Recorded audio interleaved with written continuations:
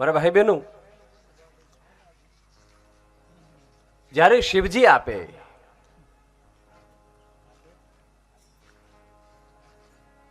જો તો ખરા, રાવણને આપ્યું, ભસ્માસુરને આપ્યું, ગમે તેવો માણસ, એના દ્વારમાં કોઈ ભેદ નથી, કોઈ ભેદ નથી એના દ્વારમાં.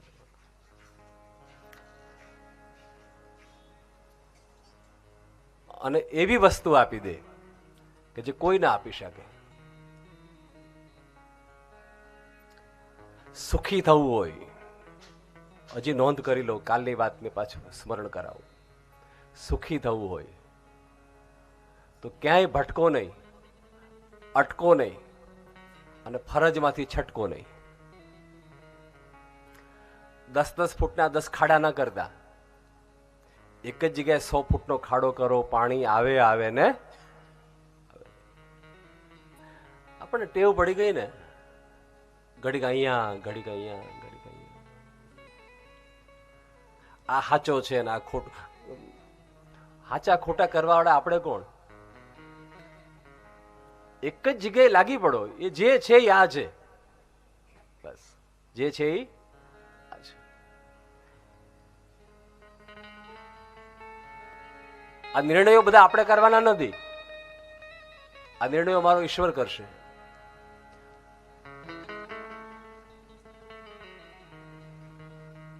પણ કલયુગ છે ને, કલયુગની અંદર તમે જોજો, માણસનું એક જ વસ્તુ છે, માણસનું મગજ વિચારો ઘુમરાયા કરે. રાત્રે ઊંઘ ના આવે, રાત્રે ઊંઘ ન આવે, ઊંઘ ઉડી જાય. છોકરાઓ મારા આમ છે, આ છે, તે છે.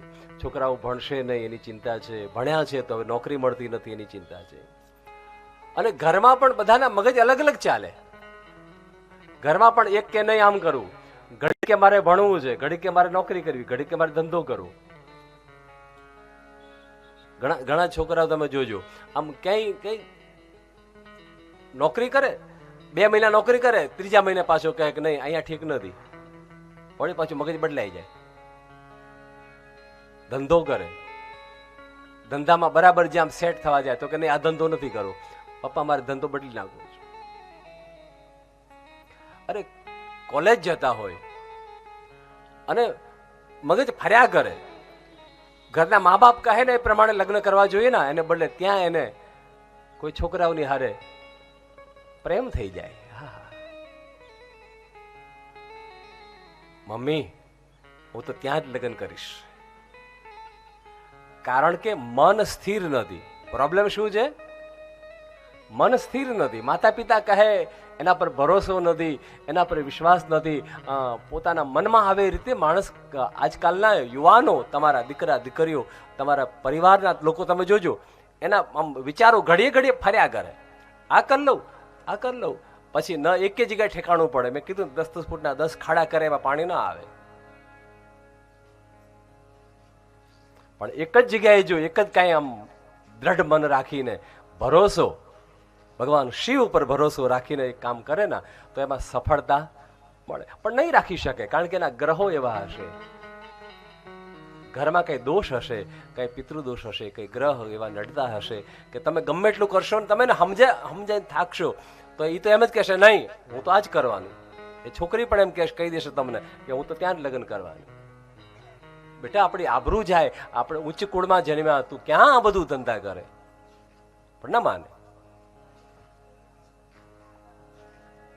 તમારા પરિવારમાં જ્યારે આવી ઘટના બન્યા કરે, બધાના મન ઉચાટમાં રહેતા હોય, મન ઘડી ઘડી ફર્યા કરતા હોય, ઘડીક આ કરું, ઘડીક આમ કરું, ઘડીક અહીં જાઓ, ઘડીક અહીં જાઓ, અંતે ક્યાંય ઠેકાણા ના પડતા હોય માણસના.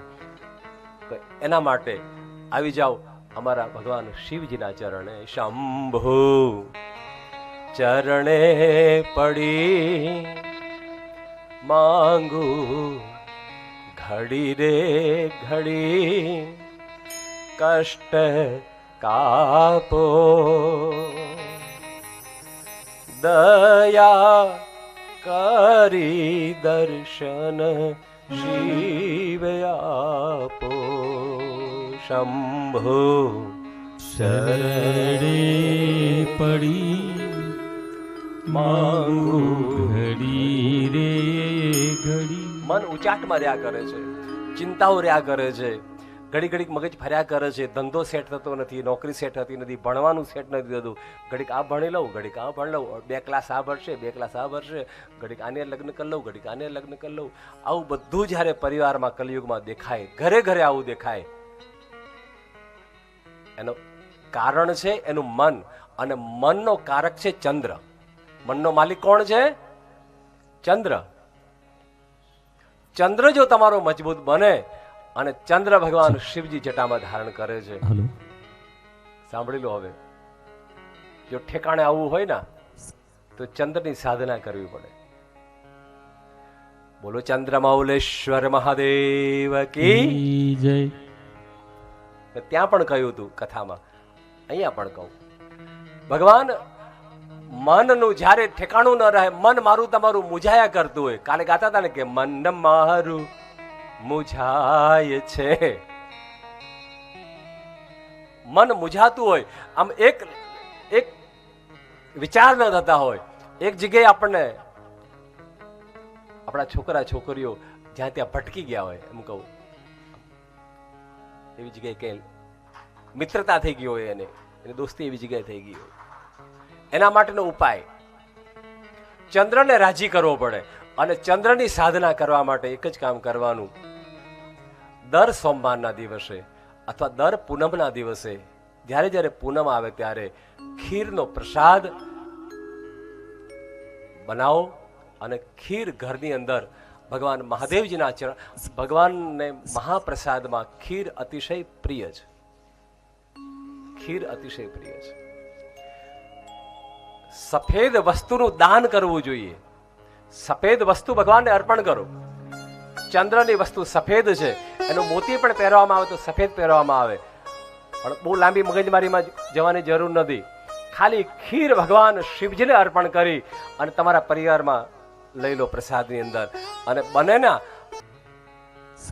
મહાદેવના ચરણમાં આપેલું ખીર પ્રસાદ, સફેદ વસ્તુનું દાન મનને સ્થિર કરી દે છે.